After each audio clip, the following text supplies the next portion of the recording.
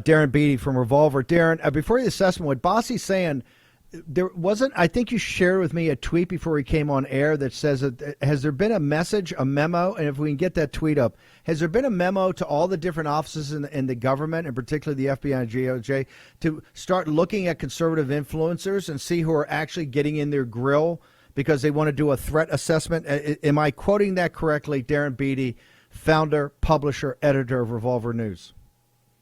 Yes, I don't have any additional information on this, but this is a tweet from John Cardillo, and it reports that there are emails circulating around through various law enforcement agencies. Basically, go to the social media of conservative influencers, collect what you can on them, and provide a quote unquote threat assessment. I think, assuming that that's real, which I think it is, I think we all know what that means. That means they're gonna, hang on, go to my social media is at Steve Bannon at Getter. You can go there right now. Please sign up, all you DOJ officials. Hey, threat assess this. Suck on this. You're a bunch of lawless scumbags. We're not gonna back down 1 inch. If that's a threat to you, then suck on it. You're nothing but a bunch of lawless, Gestapo-like scumbags, and that little wimp you rolled out today. By the way, Darren, give me your assessment of how a man steps into a decision and commands a room and makes sure. The Chinese Communist Party, if I'm sitting there going, roll on Taiwan right now, this is what they got.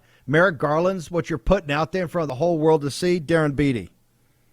Well, it really is this amazing juxtaposition to see such wimpy body language, to see such weakness from an individual like Merrick Garland, who, as you point out correctly, he's not a man. He is a regime janitor. But don't let his weak body language confuse you. This guy has a lot of dark skeletons in his closet, and it's not starting now. This is not this man's first rodeo.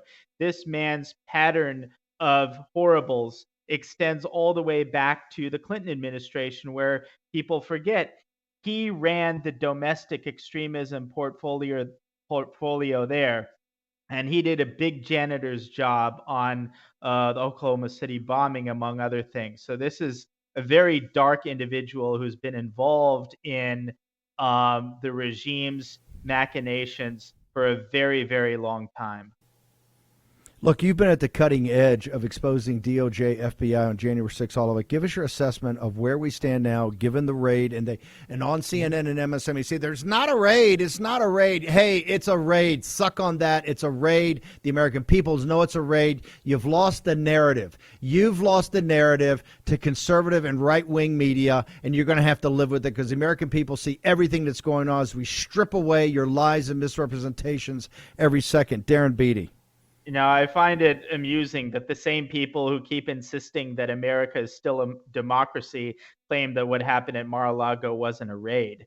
But I want to draw attention to something that may be an interesting data point. There's been talk about this Newsweek story, which I agree is very interesting. I just wanted to point out that the reporter in this Newsweek story, someone that frankly I would love to sit down and have lunch with, this guy was also the person who reported this bizarre and incredible story that basically didn't get enough coverage, in my view. It's the exclusive secret commandos with shoot to kill authority were at the Capitol.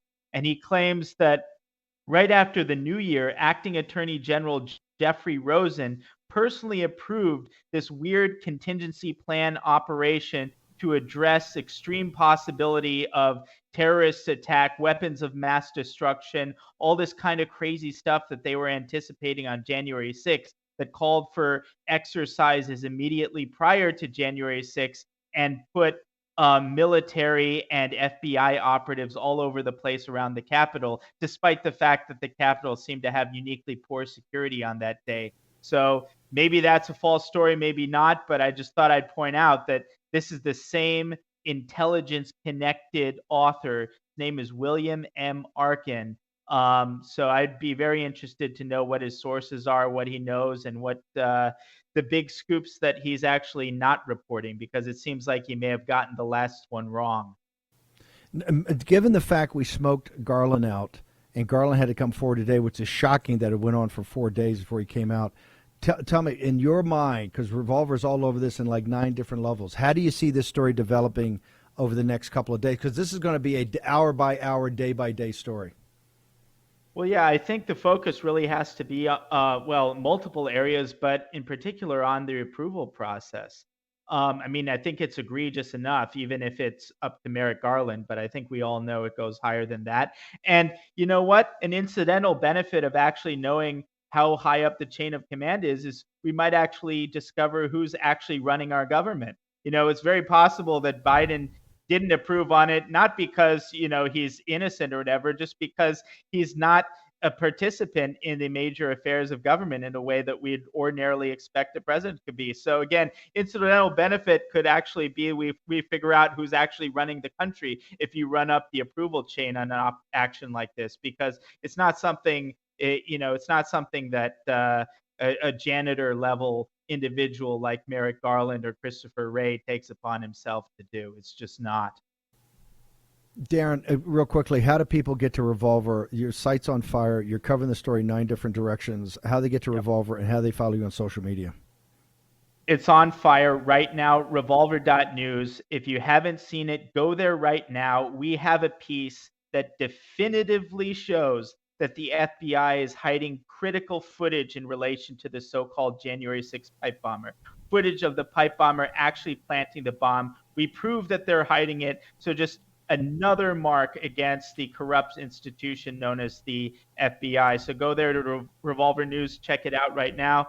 I'm on Twitter at Darren J. Beattie. And just as a final parting note, I think the GOP needs to use some of its hundreds of millions of dollars treasure chest, put it into a fund to provide protection and defense to potential whistleblowers within the FBI, because we haven't even gotten to half of how dirty these institutions are.